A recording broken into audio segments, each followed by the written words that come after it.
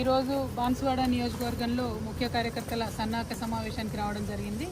దాంతోపాటు మరి బాన్సువాడను బంగారువాడగా చేస్తూ దాదాపు 10 నుంచి 12,000 కోట్ల పైచిలకు అభివృద్ధి కోసం మనము నిధులు ఇక్కడ గత 10 సంవత్సరాల్లో ఖర్చు చేయడం జరిగింది. అయినా సరే మరి ఇక్కడ పోచారం శ్రీనివాసరెడ్డి గారు ప్రజలను వదిలి మరి అధికారం కోసం పార్టీ మారడం జరిగింది.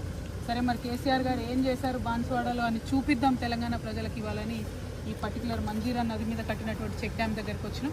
ఇట్లాంటివి ఈ నియోజకవర్గంలో 4 చెక్ డ్యామ్లు కట్టినారు. దాంతో ఒకటికి ఒకటి హ్యాండ్ షేక్ చెక్ డ్యామ్స్ లాగా 4 చెక్ డ్యామ్స్ కట్టడంతో ఈ ప్రాంతం అంతా కూడా సస్యశ్యామలం అవ్వడం, ఇక్కడ జల వనరులు, నీటి ఊట, మరి వాటర్ టేబుల్ పెరగడం, దాంతో అద్భుతంగా పంటలు పండడం అనేది మనం చూస్తూ ఉన్నాం.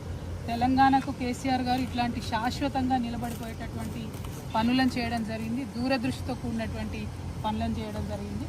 అది చూపించడానికే పర్టికులర్గా ఇవాళ ఇక్కడికి రావడం జరిగింది.